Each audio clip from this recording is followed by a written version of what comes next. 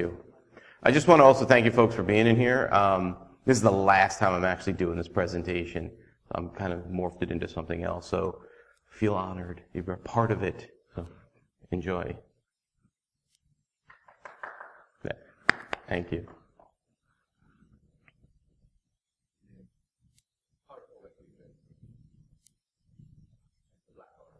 So welcome to Make STEM Great Again. This was a presentation created by Chris Sistrunk and myself last year while we were in the heat of all of the different presidential candidates. We thought it would be a fun theme now that the election is over.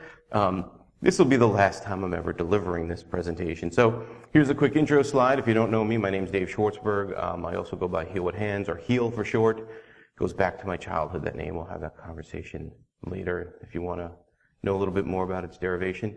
But on Twitter, at D Schwartzberg. I also work for Mobile Iron, manager of security and privacy, which is a lot of fun. Mobile Iron, probably one of my most favorite positions I've had so far throughout my career.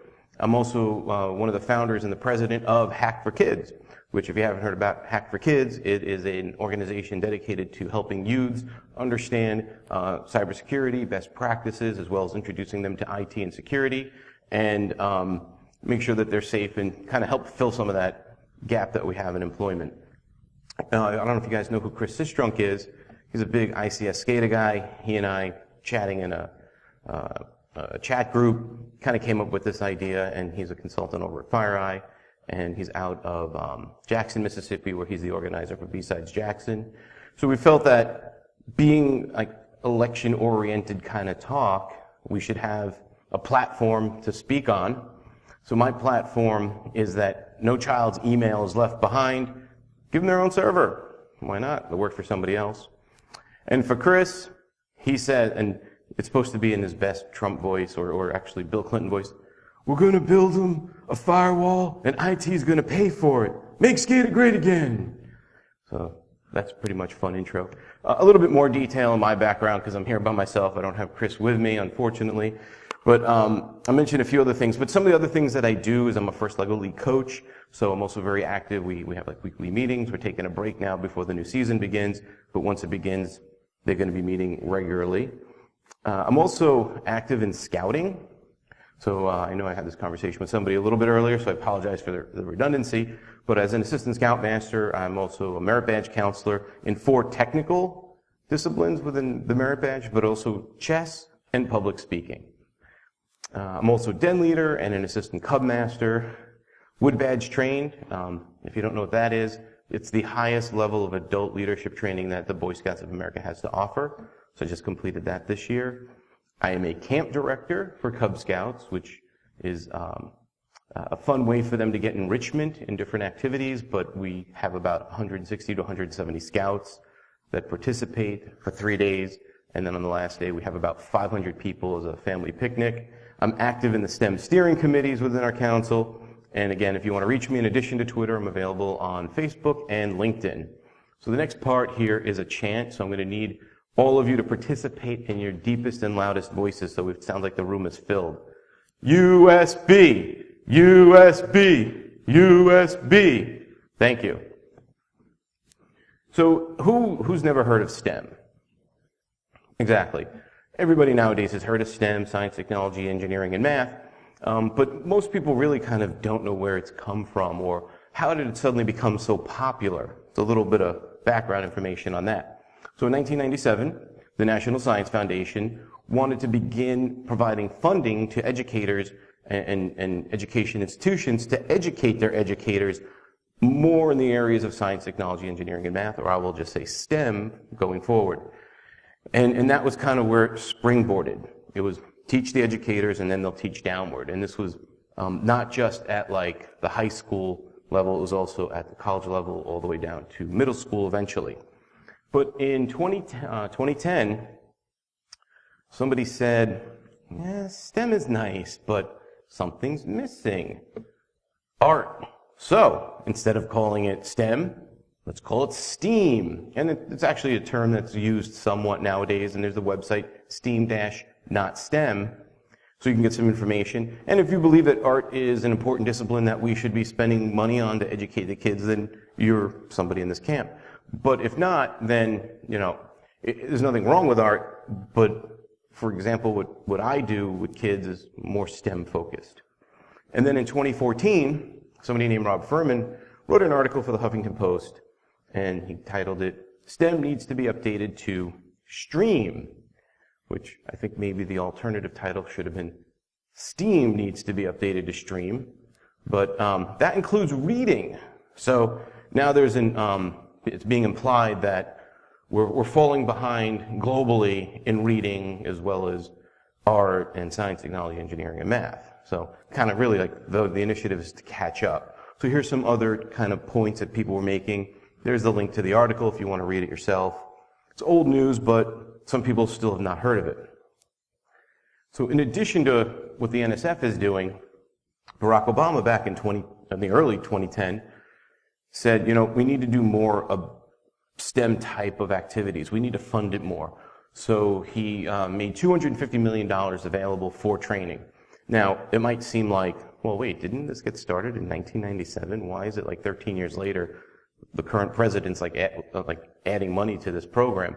It's additional funds. He kind of really wanted to give it more momentum. And then also, while addressing the Department of Education, he made this very interesting statement, which you could see there on ed.gov/STEM, the full article, but I'll read the bolded part in case you can't see that. It, meaning science, is an approach to the world, a critical way to understand and explore and engage with the world, and then have the capacity to change that world. Sounds familiar? Where are we at? What kind of conference? So how did Chris and I come up with this idea? Again, we were in a group chat, and then we kind of went private, and I don't know if you could see that, but it's just like, we were just kind of talking about, it was like, I'm giving your idea for STEM some more thought, and we're like, okay, we want to introduce this other discipline, and it was kind of like, well, how do we want to pronounce it? Where did you want to put it? We're going back and forth like, STEM, or more like you're clearing your throat, STEM. Or like, if you haven't figured it out, I'm Jewish, maybe with the Jewish kind of sound, like STEM. But that would be really hard to pronounce. And then one we was like, how about METHS? Oh, no. We don't want to do that one. So it just kind of, one of those things, you kind of riff on it, and we came up with this idea, and then let's just like put together a presentation, and that's where Make STEM Great Again came from. So what is STEM, or STEM with an H, or however you want to say it? Present to you. It's the hacking part. I'm sure you might have figured this out. So we wanted to give it a nice like icon or a logo, and when you do some searches on like a hacker image or logo, what do you come up with? Right, the glider. So the glider's in there, it's indicated in red, in addition to all the other disciplines are with their symbols, which could be changed depending on who's making them for you, but this is STEM.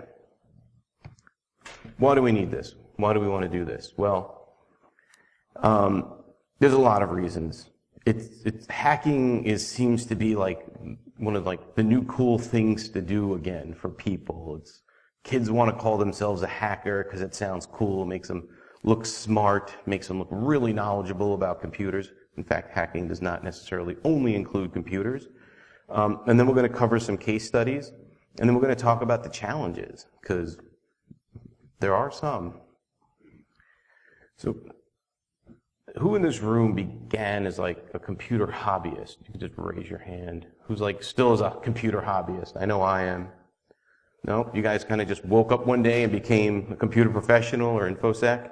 Usually you kind of start off playing around with what you have available to you. Here's like a really old computer. It looks like it might be a Packard Bell, if you guys remember that company. I know I do. And then you kind of tinker around, you start to understand things, you read a few manuals, but you're like, I need more information. My public library doesn't have everything I really want to know about this machine. So you go and discover this thing called a BBS. You remember that? bulletin board system. And there's some web page bulletin board systems, and then you start to find things you didn't know you were going to find, like the Anarchist Cookbook. But then you start to find a lot of low-level knowledge, really deep information about the systems, and then you kind of start to wonder, like, what if you make some small changes here and there? What if you turn things around, turn them upside down, kind of like what Barack Obama was saying, right? Just making changes to their world, or in that case, the system, which could be your world. But then there's some folks who decide to make it as a career. So here's, the head of Rapid7 now, Kevin Mandia, came from Mandiant, and there he is on his throne. Chris included that because he works for Rapid7, so he thought it'd be funny to put that in there as a little kind of a troll image. But it's true. You can start as a hobbyist and then turn this into a really good career. I know it worked for me. I know some other people that they started there. This guy, you guys know who this is? Eric Burgess, yep. I tried to find a picture of Rob. I even DM'd Eric. I go, do you have any pictures of Rob? Anything funny? He goes, nope, I have nothing. I looked up his Twitter handle, nothing. It is barren. It is a wasteland of media. So I couldn't include Rob, but here's a lovely picture of Eric. So now the media. You guys are familiar with the media, right, when it comes to hacking? So if you remember the derivation of the term hacking or to hack, it really kind of came from a model railroad club. And I've read some things that said it was somewhere either in Penn State, or I've read that it's MIT. It depends on who's editing the Wikipedia page, I guess, that day.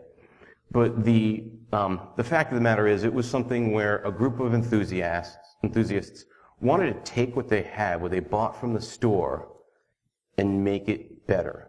And what they would do is they would literally hack them in half and add more engines so they could either go from 0 to whatever speed faster or pull heavier loads.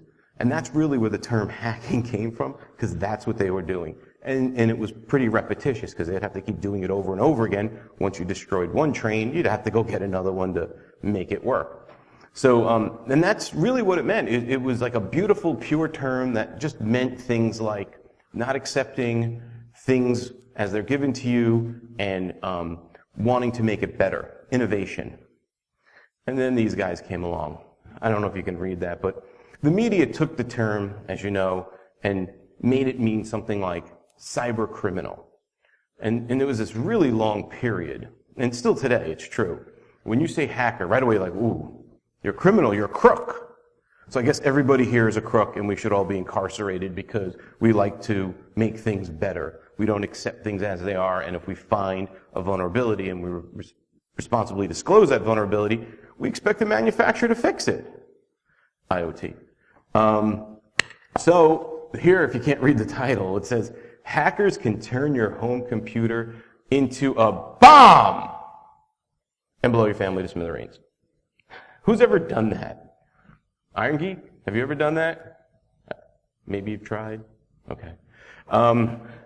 No, you can't do that unless you have physical access to the device and you slap some explosives to it. Now it's a bomb, but maybe some batteries have ignited. That's a little different, but it's not somebody doing that intentionally. That was just some chemistry fail. But it's completely out of control.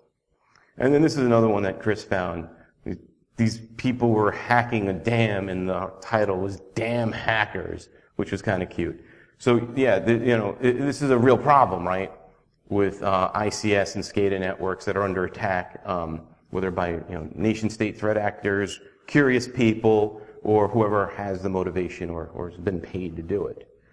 And then there's also the improvement upon the media, where they actually are kind of depicting what we do professionally in a much better light.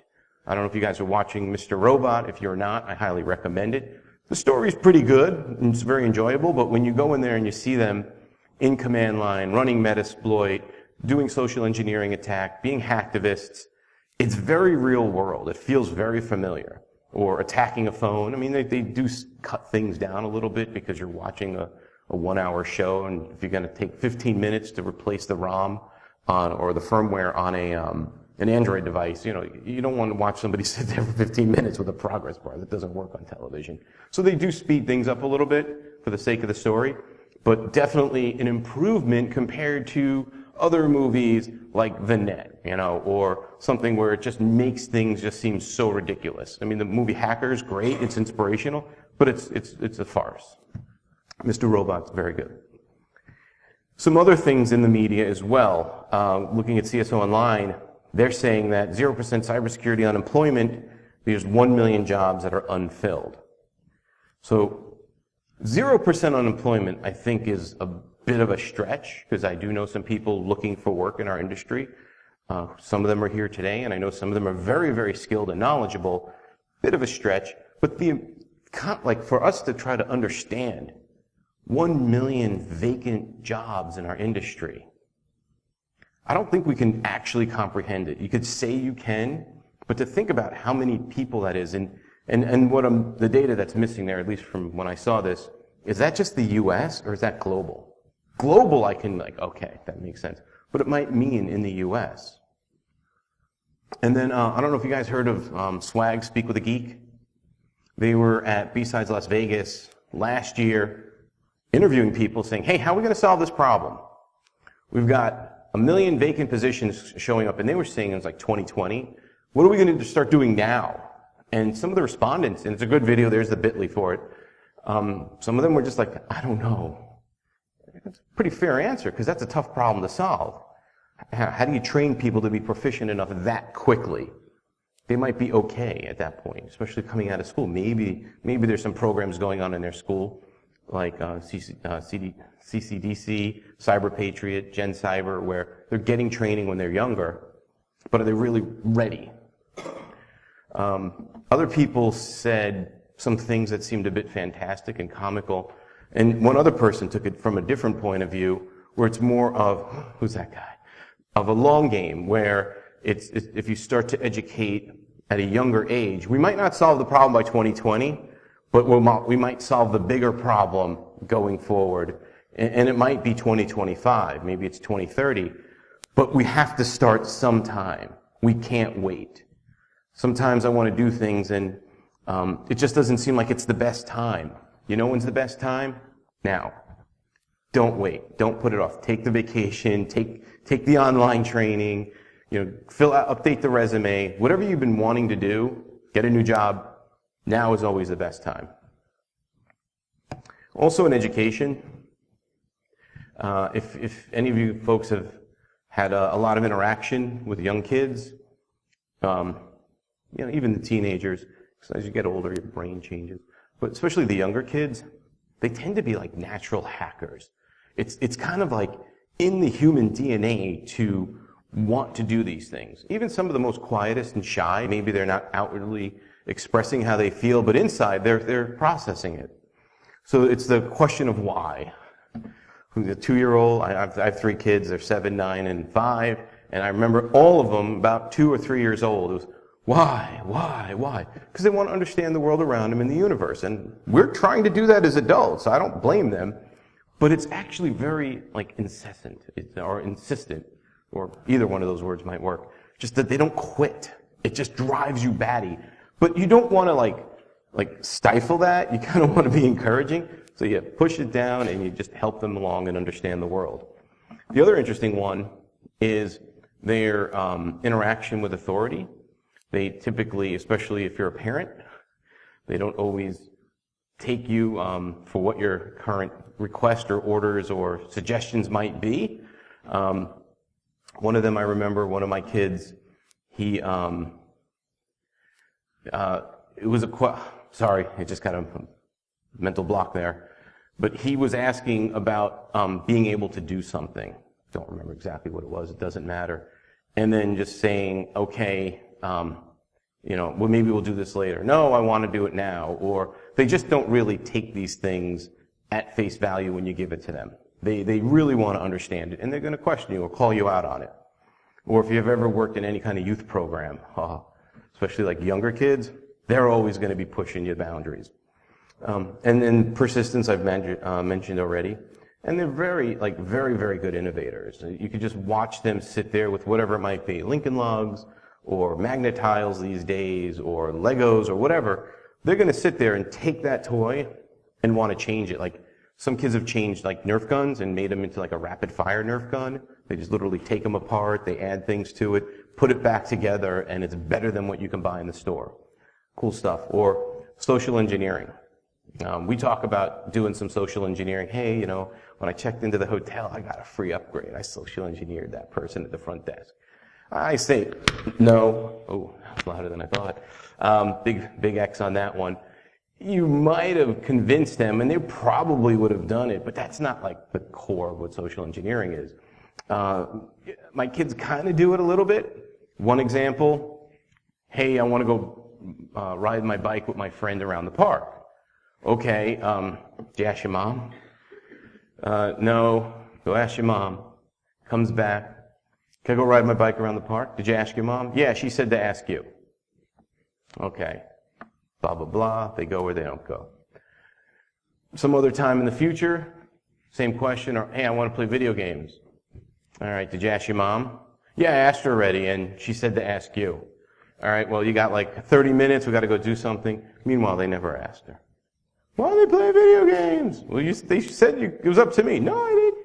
So they try to work the system, and that's a very simple one.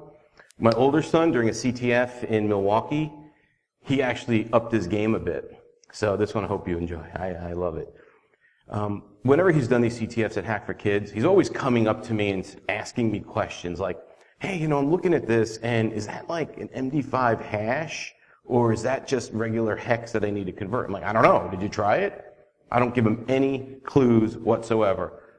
Make him struggle through it. Fail, fail, fail, success. That's kind of the methodology of hacking. Well, in Milwaukee, when he tried to ask me a question about something, and I said, well, I don't know. What did you do to test it? He walked away, and then throughout the day, other kids are asking me questions. And then when it's over, I noticed that he was sitting with a slightly older kid who asked me a few questions during the event. And I said, oh, good, he made a friend and everything. And then he told me later, he goes, you know that kid that was sitting with me? Yeah. He goes, I gave him a couple flags, so he would ask you questions from me. I was like, damn, I wasn't ready for that. And he won that CTF. So he had the incentive, the motivation, and the know-how. And to me, that was a better social engineering type of methodology. Very successful. Here's another great one. Like, kids might start at about 3rd grade, but even younger. So here's this kid, I think his name is pronounced Christopher. It's like Christopher with a K, but I think it's Christopher. And he's 5 years old, and this was from, I think it was like a year or two, 2014, so he's a little older now. And when you watch the video, if you can find the video, just type in, what's the guy's name? Doug Green from CNN, 5-year-old hacks Xbox. Watch the video. I was going to play it for you guys, but they make us sit through like 30-second ad, and I just didn't want to do that to a group of people. I don't want it done to me, so why would I do that to you?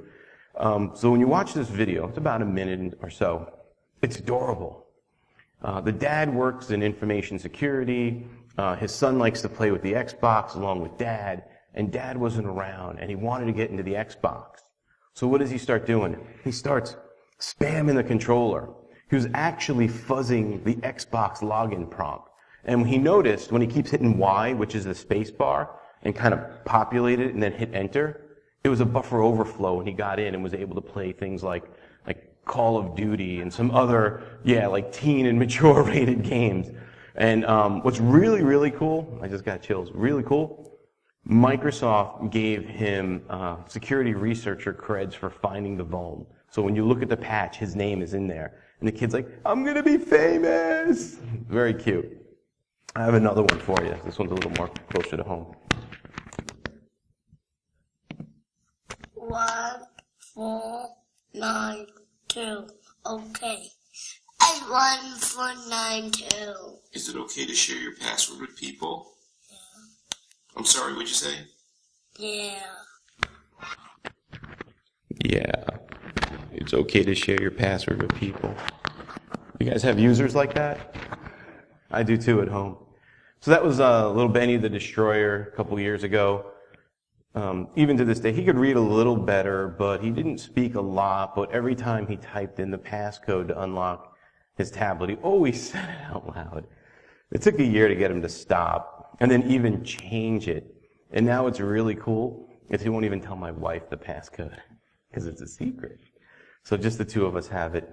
But the message there is like, he's really young, and even though he doesn't really know like numbers as numbers are, he recognizes 0 through 9. He remembered the pattern that it had to be typed in, and his motivation was to watch kid videos or play a game. So with that incentive, he did what he had to do to get past this hurdle, or this technological hurdle. Now, there's also another kind of underlying message there. There's this whole new crop of users who could barely have any like academic skills. Like, remember when you needed to know like things like reading to use a computer, and you needed to have other kinds of skills like patience? That's not even requirements anymore. So there's like maybe around maybe 14, 15 months old set of users. They don't know anything about internet safety or protecting themselves. Who knows what that tablet's used for? That one, just him. But if it's a parent's phone or tablet that's used for work, and if there's not anything on there to protect the corporate data, it's now exposed. Maybe the young kid learns how to install an app. Maybe they're able to install from like unknown third-party sources. And now that device is infected without any kind of mobile threat protection or app reputation service. Data is being exfiltrated because somebody wants to watch a video. And they're not expected to understand this, but the adults are, the parents are. So that's another new problem to be solved. So this is one of Chris's use cases. His son, when he was 9, I guess he's about 10 now, learned how to play or use MIT Scratch. Who's familiar with Scratch? It's pretty cool stuff if you know young kids that are interested in programming, or you want to kind of introduce them to programming. Think of Scratch as kind of like Legos for programmers, where there's different colored blocks that kind of snap together. You can't put things together that don't work. And then they can go and change the data values, and then they can make things more interesting. So Chris's son wanted to make a Pong game. And you could see the device he was running it off of. So he makes this Pong game. And one of the things he wanted to do is there's like a conditional. So if there's a hit, do something when like player 1, change the color to something random. So every time player 1 hits it, the color changes. And then player 2, same thing. And then also change the color of the ball. He had some other ones in there where it makes it bigger. So you've got like this psychedelic thing going on. And with the sounds beeping, it drove Chris's wife insane. Well, I don't want to say insane, but it made her very unhappy for a little while. You can only imagine the dee-dee-dee-dee-dee kind of sounds that were going on. Some other fun thing, and this is the innovation part that I'm talking about. You know, build a game or build a tool or something, and then you want to change it. You want to make it a little different, a little more fun. Troll mom. So the other thing that he did is, if player 1 got a goal, then the paddle size for player 1 would get smaller, making it harder and harder. He would be player 2, making it harder and harder and harder for them to hit the balls that came back. So another way to make something that is pretty kind of straightforward. Pong is like one of the oldest video games, but get an unfair advantage. Now, being like aware of kids about that age, like 9, middle school, or actually that's still elementary. What do you think Chris's son named this game? You just shout it out. I know something came to mind. Extreme Pong? Something else? No? How about that? And honestly, are we any better? No. So there's a very fun, cute example of kids' innovation and learning technology. There's also several different types of organizations out there. I mentioned one earlier, Hack for Kids. You guys heard about us earlier during the opening. But then there's also Roots, or Roots Asylum, formerly known as DEF CON Kids. You guys heard of DEF CON Kids? It's pretty cool, right? Some people are like, why are you going to bring kids to Vegas to DEF CON? Well, they're in this security area. You know, parent or adults have to be accompanied with a kid. There's a kid that has to be with that adult all the time. So they've taken some very good security measures to keep the kids safe.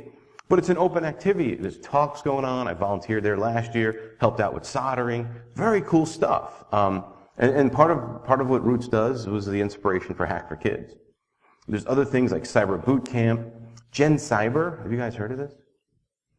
This is a program from National Science Foundation where they're providing grants to education facilities. So if you know, like college level EDU, they're going to provide a grant to organize a camp that could be a week long or something, either for middle schoolers up to kids going into 12th grade and even the educators.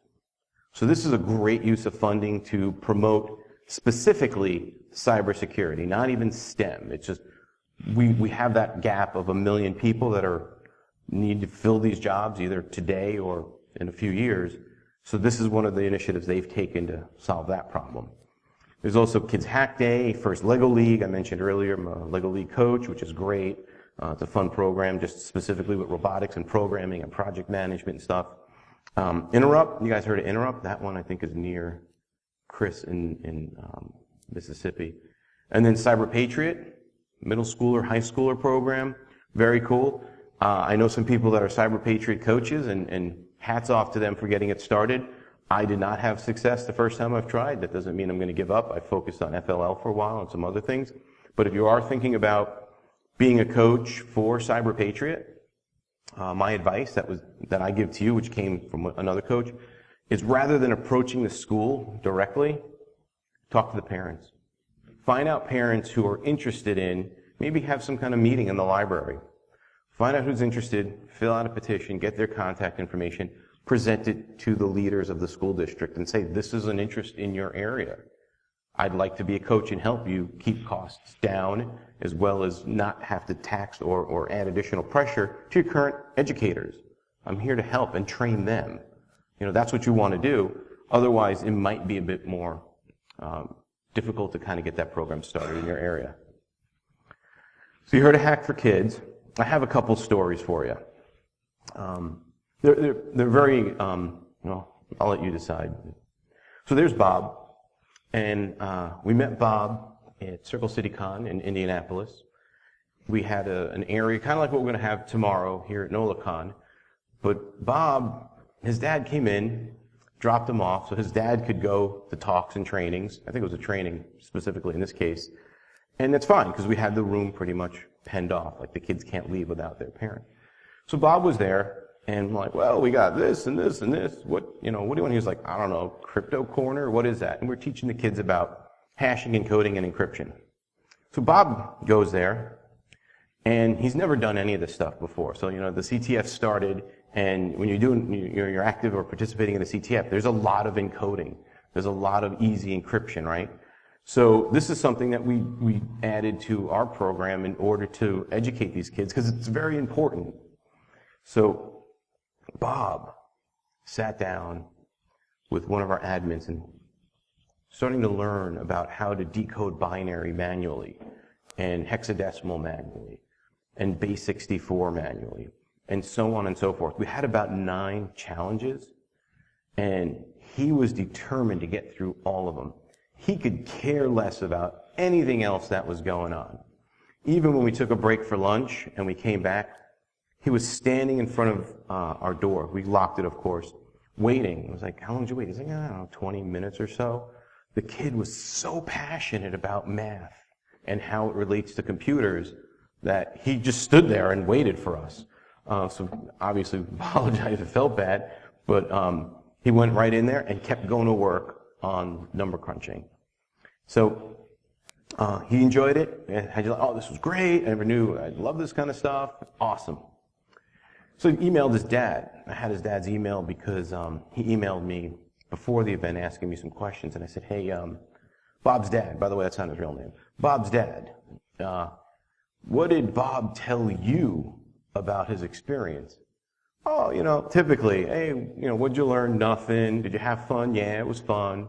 And that was kind of, if you're a parent, this is the kind of communication you have with your kids.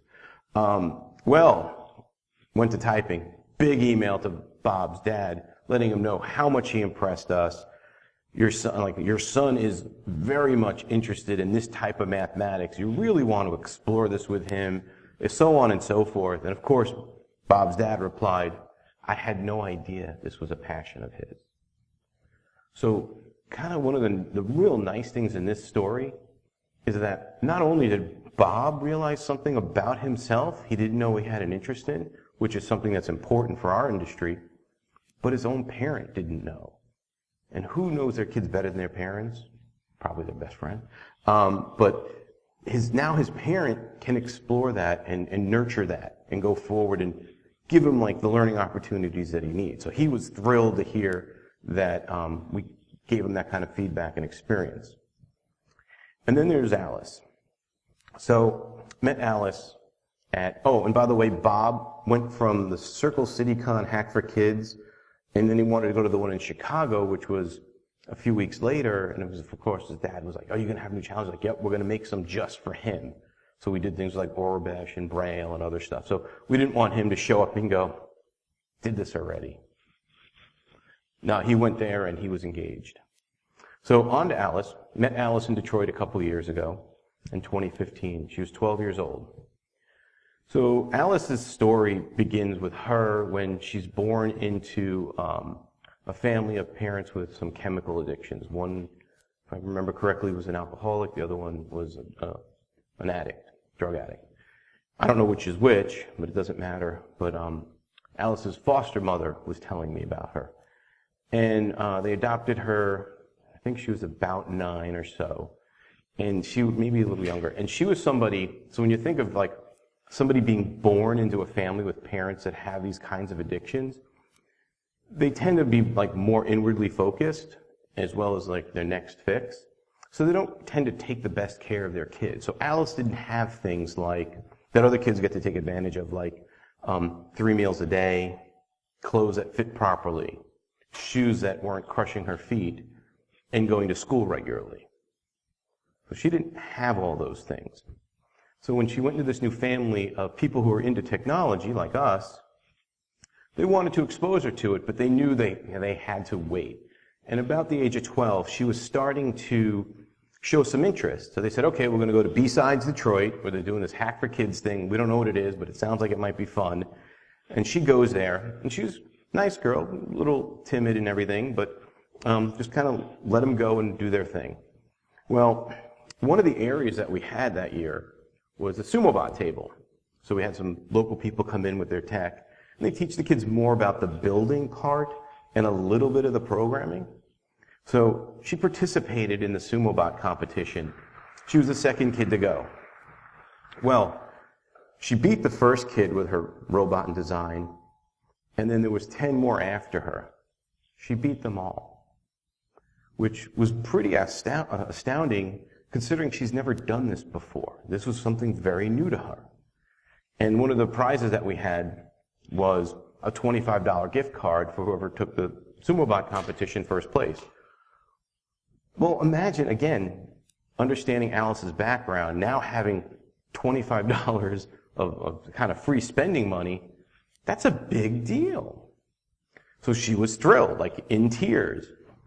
But then she participated in the CTF. So we had some hashing and encoding and some simple crypto challenges for her. Her foster mother was there sitting with her, and I would just observe people. And one of the things that we do with Hack for Kids is whenever we see kids getting stuck, we don't really want to have them like kind of push them into the answer by giving it to them. You want to kind of steer them. But the first thing you should always begin with is, do you want time or coaching? And that's something that you guys can take away with today. A lot of the times, the kids want more time. And maybe sometimes they're going to say they want some coaching. All right? And that was one of the things I suggested, and that's what she was doing. So whenever Alice got stuck, her mom was helping her in the right direction. So she got almost all of the crypto challenges that we had to offer in the CTF. We had some social engineering. She did well with those. Of the lockpick village, we had up to 6 pins. She got up to 5, so she picked all those locks, and she got all those points, which was pretty cool. And I think we even had handcuffs, and she got out of those. We also had these really cool electronic badges last year. We had 3 different kinds. And the white one like, well, they all had some kind of message that scrolled by and read, but the white one she was able to decode, which was pretty cool. And I think that one was Braille. So she was able to figure that out, which was really cool. So we had, a dozen or more kids that year. Yeah, it was about a dozen in Detroit. And all of them pretty much participated to some degree in the CTF.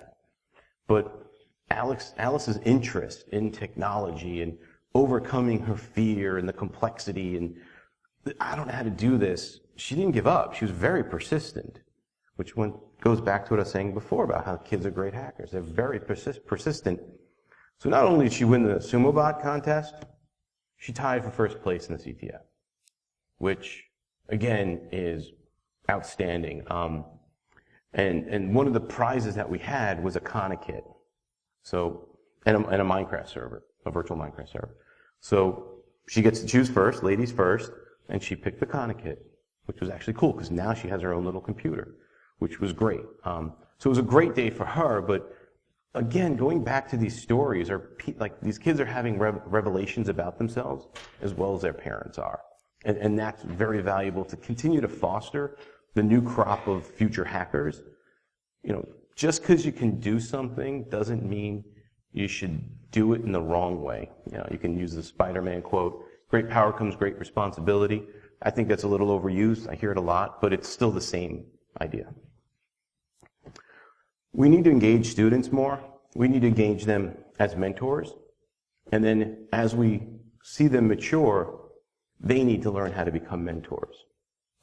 So Hack for Kids Chicago, this is our first year where we're actually having kids who came a couple years before that want to be mentors. One of them I think is 16. And then we have some others who are like 11, and another one I think is 12.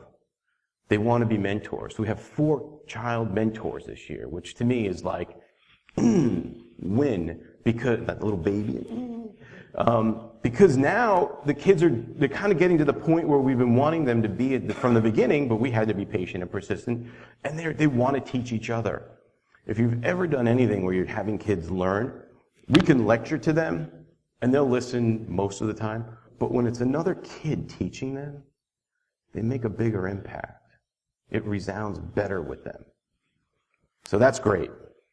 So with leadership, mentorship begets leadership.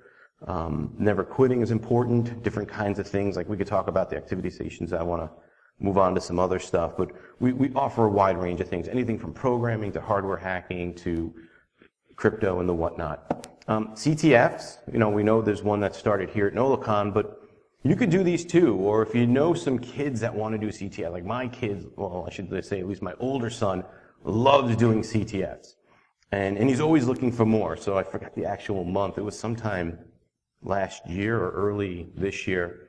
The Never LAN CTF, it's great. I know adults do it too. I kept in touch with them. I was a DM of like, how do you know if my kid won? It's like, well, we got to weed out all the adults first. Because adults go in there because they're fun challenges. So it's a great way. I'll wait for you guys to take a quick pick. And then whatever conference you're going to, bring your kids. I bring my kids to conferences, and they do the CTFs, and they have a great time. I'll wait for that gentleman over there.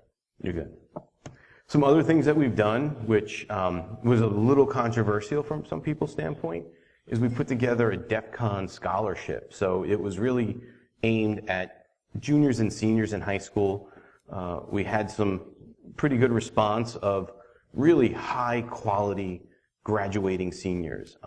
One of them, Justin, it's like the perfect teenager resume.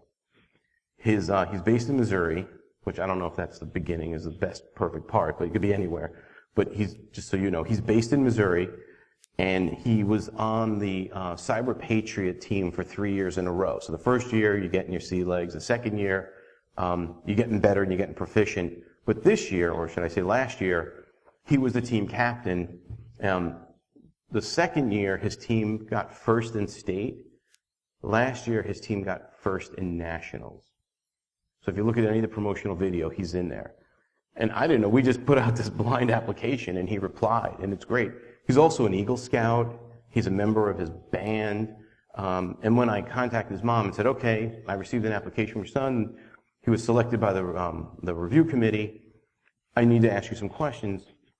And one of them was about getting like a chaperone to go. And she's like, I'm not sending a chaperone with my son. I trust him. I know he'll be fine, even if it's Vegas. You're going to keep in touch with him, right? Yep, every day I'll check in on him. Good enough for me. This kid, and when I met him, he wasn't like a super geek. He was actually pretty cool to hang around with. He was really like super excited when he met different people, that he watched their videos at cons and stuff, or saw their persona online. So these are the kinds of things we're trying to do to expose kids to things that we enjoy doing, but with responsibility. We got to keep working to change the perception of what a hacker is, right? If somebody says hackers are criminals, it's your responsibility, being in this community, to politely correct them. Show gracious professionalism, and let them know. It's a term that we don't use anymore. It's not cyber criminal. We're here to innovate. We're here to protect everyone. Some other quick challenges. I usually like to do this stuff. I'm going to give you another, in the next slide you get more information on it, but it's hard to reach out to rural areas. So if there's anybody in a very rural area, there's a link for ruraltechfund.org to help fund programs for people who are not near like a big city like New Orleans. And then I also do this part, as we're kind of alluding to. I like to go and get a state map, and I like to do some search on like hacker spaces, maker spaces. So anyone who's local, it's like, oh, I want to do this stuff. Where do I begin? Kind of give you a little information. Well, the first thing I did is I found a wiki, and of that list of all of them there, only one of them had a functional website. So these things crop up, 2011, they die off 2013. They're looking for you as much as you're looking for them. You gotta go. You gotta reach out. You gotta let them know that you're interested, because if they're not getting people showing up, they're not gonna continue doing it. Running a makerspace or hackerspace, it's not free. But there's still one on, I don't remember how to say the street name, but Tchoop something or other. Tchop, thank you. Thank you. So it's tchopblock.com is their website. And then the funding, NSF, they're a great supporter of some of these things, but if you start it properly, you might be able to become a 501c3, and then there's grants to help support the hacker or makerspace. Metrics are a problem. I'm running out of time, so I'm going to skip past this. It's very hard to measure the success that you might be having, but do your best. Usually following up and having inquiries or conversations with people, great way to do it. Can't be done without you. You need to participate. You need to raise your hand. You need to let people know that you're interested. And in conclusion, I'm going to skip this. Like all good hacker, we need to have like a song. So drink all the Kool-Aid and hack all the things. Oh yeah. So, there he's growing. There's Dave. So, vote for STEM with an H, if that's how you want to say it. So whenever you're going to do like a hashtag STEM, remember to put that H in there before the M. Again, this was the Make STEM Great Again by Dave and me and Chris Sistrunk. And if we